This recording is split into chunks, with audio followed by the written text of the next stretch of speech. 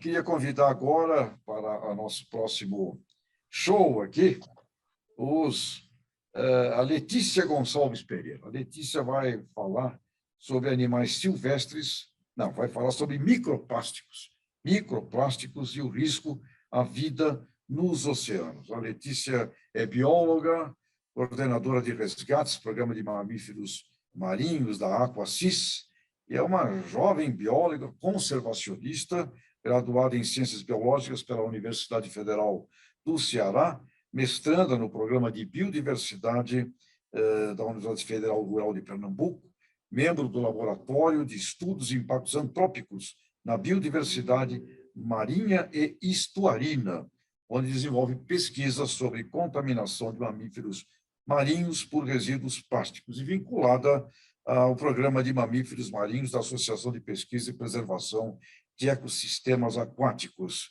Letícia, seja muito bem-vinda, e posso dizer a você que, fazendo uma viagem num cargueiro do Rio de Janeiro até Livorno, na Itália, quando entramos no Mediterrâneo, eu fiquei com meu relógio no convés do navio e computei o seguinte: a cada 3 minutos eu via passar algum plástico ao lado do navio. Essa viagem já faz tempo, foi há uns 12 anos atrás, viu? E foi uma pesquisa que me chamou a atenção. No Atlântico eu não vi, não sei, não vi, é grande oceano, mas entramos no Mediterrâneo, a cada 3 minutos tinha um treco boiando na água, viu? Seja bem-vinda, Letícia, por favor, a palavra é sua. Obrigada, pessoal. Vocês conseguem me escutar bem? Sim, escuta. Então, ótimo. Deixa eu compartilhar. Meu objetivo hoje é que a gente tenha uma visão geral sobre esse tema dos microplásticos, que vem sendo uma temática cada vez mais frequente. Então, bom dia, desde já agradeço a todos pelo convite e parabenizo a comissão organizadora por esse evento, por reunir tantas vertentes da conservação. Então, como informada, eu sou Letícia, sou bióloga pela Universidade Federal do Ceará e mestranda pelo Programa de Biodiversidade da Federal Rural de Pernambuco, ambas localizadas no Nordeste do Brasil.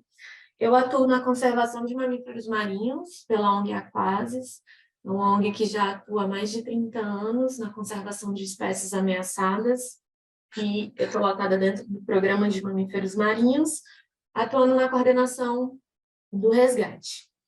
No mestrado, eu estou finalizando minha pesquisa sobre a contaminação de botos cinzas por microplástico, através da avaliação do conteúdo alimentar dos animais. Hoje eu não trouxe minha pesquisa, eu trouxe um aspecto geral sobre os microplásticos devido ao tempo. Então, a gente vai conversar rapidinho sobre a relação dos microplásticos, né, com a vida nos oceanos. E como o nome da minha palestra já adianta, a relação estabelecida aqui é uma relação de risco. Ainda que não confirmado qual o grau do risco a curto e a médio prazo, e o risco real ao ecossistema como um todo.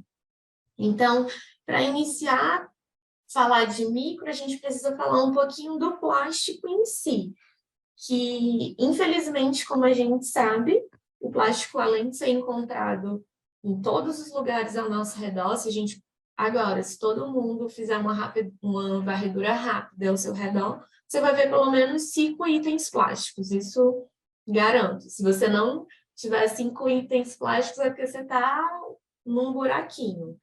Então, isso acontece devido à alta versatilidade desse material, né?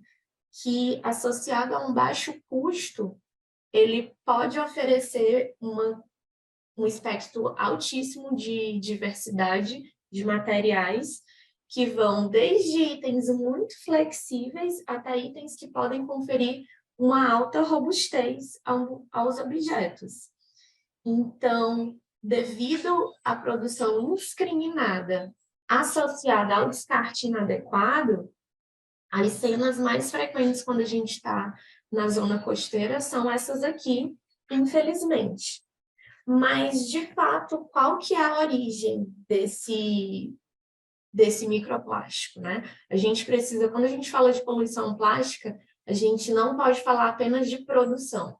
A produção a gente sabe que é exacerbada e o consumo também, mas a gente tem que se atentar à situação dos resíduos mal gerenciados, que esse é o grande problema. Em muitos locais, a gente não conta com aterros sanitários ou com estruturas adequadas para conter esse material até a sua degradação, sem falar nas baixas taxas de reciclagem. Se a gente for falar mundialmente, a gente fala de menos de 9% de tudo que é produzido. Então, quando esse material está exposto a céu aberto, seja em grandes lixões, como nessa primeira foto, ou seja em vias públicas, como nessa segunda, o material está exposto aos agentes ambientais, a chuva, a vento, que eventualmente vai levar esse material até os rios. E um estudo de 2017 trouxe que os rios eles são a principal fonte de entrada do material plástico nos oceanos. E aqui no Brasil a gente tem, infelizmente, o Amazonas como o principal aporte, isso falando de recurso mal gerenciado, né? de resíduo mal gerenciado, de como eles entram nos ambientes oceânicos. Mas aí, se a gente falar ali do Sudeste Asiático, a gente fica ainda numa situação muito pior, porque quando a gente fala de mau gerenciamento e de rio, tem um boom que desemboca ali. Mas chegou nos rios, uma vez nos rios, é inevitável que esse material vá ser carreado para os oceanos. E aí, quando a gente chega na região costeira, é aqui, de fato, a porta de entrada para a exportação desse material. Porque se a gente pensar nesse carreamento, desde a área urbana, desde o interior dos continentes até os oceanos, a gente conta com uma baixíssima taxa de captação, tanto nos esgotos, quanto nos rios. Então, quando a gente fala de um material que é tem uma densidade extremamente baixa, a gente sabe que esse material vai chegar nos oceanos.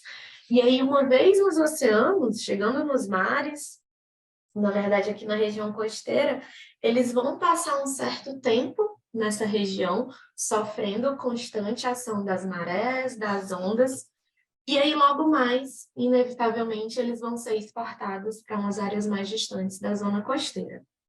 Então, esse é o caminho. Como é que a gente tem o material plástico nos oceanos? E aí, agora que a gente sabe esse apanhado geral, a gente entra no mundo do microplástico, que atualmente, dentre as diversas definições que a gente tem para esse tema, uma que é bem geral e que é suficiente para a gente nesse momento, é que microplástico é toda partícula plástica que é compreendida entre maior que 1 micrômetro e menor que 5 milímetros. Então, esse material ele pode ser um microplástico primário, que ele foi fabricado em tamanho reduzido para atender a composição de algum objeto como matéria-prima, ou para atender algum produto, muitas vezes dos cosméticos, que são utilizados como agentes abrasivos. Então, eles já são fabricados em tamanho reduzido para atender uma certa demanda. Ou os microplásticos secundários, que aí é que a gente fala de partículas que foram oriundas da quebra de plásticos maiores, que uma vez no ambiente foram se degradando, originando partículas menores. Essas 3 fotos aqui, elas são de microplásticos que foram encontradas no conteúdo estomacal de boto cinza, na pesquisa que eu estou desenvolvendo. Então, aqui a gente pode ver que são pellets muito pequenininhos, e aqui já são outros dois formatos diferentes. Aqui um fragmento e aqui um filamento. Então, esse esquema aqui à direita... Vamos ver a tela que eu não estou conseguindo. Mas, então, nesse esquema aqui, a gente consegue observar que o plástico veio de origem terrestre e entrou no ambiente marinho. Aqui ele vai passar por um processo de degradação, tanto por fotoxidação, quanto pela ação mecânica de onda em maré. Então, ele vai se degradando em cada vez partes menores. E aí, quando ele está em cada vez partes menores, eles têm uma alta superfície de contato e uma alta aderência. Então, eles têm a capacidade de ir aderindo macromoléculas de algum micro-organismo, de algum nutriente que está disponível ali. E aí vai formando uma estruturazinha chamada por alguns pesquisadores como ecocorona. E aí, uma vez colonizados, eles ficam mais interessantes para a biota. Eles mudam o cheiro, que antes era cheiro de plástico, e aí passam a ser mais atrativos para a biota, e eles vão ser, muito provavelmente, ingeridos. Uma vez ingeridos, vão passar por todo o gastrointestinal e vão sair. O plástico, ele não é biomagnificado, ele não vai ficar nos organismos e passar de geração de uma para outra. Então, eles vão ser expelidos nas fezes e vão ser material para um novo organismo que vai se alimentar daquelas fezes e vai ter uma nova incorporação e vai ser expelido novamente. E aí a gente vai formando, tendo mais elementos para a neve marinha. E aí, cada vez que a gente que os plásticos, na verdade, vão sendo colonizados, que vão passando por esse processo, eles que eram muito pouco densos, eles vão ficando mais densos. E aí, vão alcançando outros locais no extrato da coluna d'água. Então, além de conseguirem se dispersar pelas correntes, pelos ventos, pelas ondas, à medida que eles são colonizados, eles vão conseguindo atingir outros estratos da coluna d'água. E isso faz com que eles fiquem ainda mais disponíveis, porque eles não vão se concentrar somente na superfície, no meio ou no fundo. Eles estão ao longo de toda a coluna. E aí, se são tão pequenos, por que essa preocupação tão grande da comunidade científica nos últimos tempos? Quanto menor, mais suscetível à interação, pelo que eu falei. Menor o tamanho, maior a superfície de contato. Então, com a maior superfície de contato e com o potencial plástico que tem de adsorção, a gente tem um monte de componente químico disponível na água. Com alto poder de absorção, esses aditivos químicos eles vão ser incorporados a essas partículas podem ser substrato para a colonização de bactérias, de vírus, e aí vão formando os biofilmes, e aí como eles se locomovem, como eles são transportados nesse ambiente, eles vão atuar como vetores. Então, podem atuar como vetores de espécies exóticas, transportando espécies para locais onde não era comum. Pode, a partir da ingestão, colocar a partir desses biofilmes, né? A gente não sabe o que está acontecendo, como que está sendo colonizado e por quem está sendo ingerido. Então, essas são as 3 grandes preocupações. E aí, apesar da gente saber disso, a gente sabe que o efeito em si da interação, ele ainda é pouco entendido.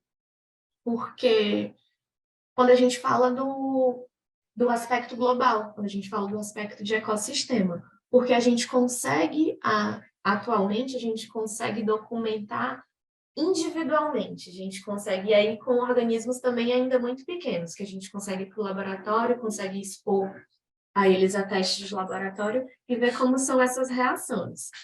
Mas esse esquema simplificado aqui, ele ilustra os impactos potenciais dessa exposição nos níveis sucessivos da organização biológica, né? Desde o nível subcelular até o nível de ecossistema.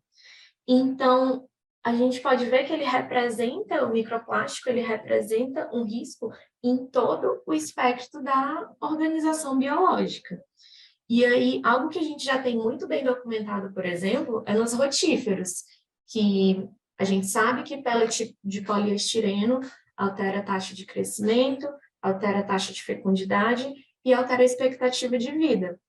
E também que os testes em laboratórios, eles demonstram que a interação do plástico, ela altera a ativação de enzimas que são associadas a processos inflamatórios e apoptoses. Então, individualmente, para algumas espécies, a gente sabe disso.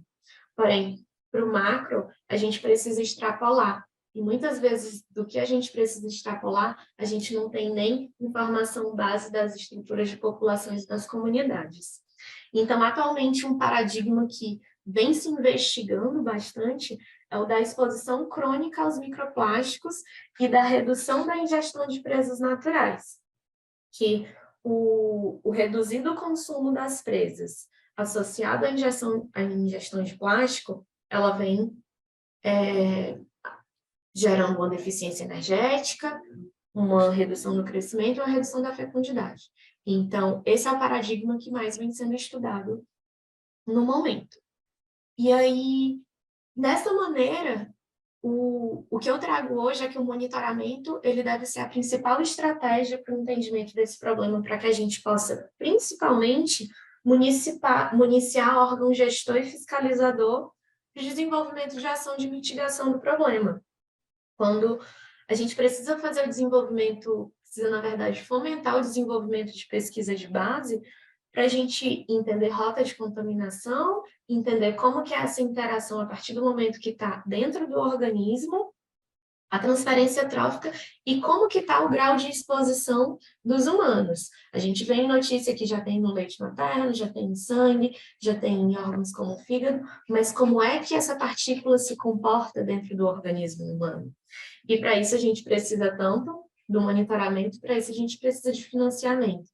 E a gente precisa também comunicar à sociedade, não somente na esfera de governo, mas a gente precisa comunicar à população, para que também haja um movimento de pressões para mudanças de hábito. Então, e aqui eu trouxe o Satalha comendo isso aqui, porque no meu trabalho a gente está observando que a contaminação está acontecendo via transferência trófica. Então, é desde lá o pequenininho, o microplástico entra, vai sendo incorporado pelos organismos pequenininhos na base da cadeia até chegar no topo.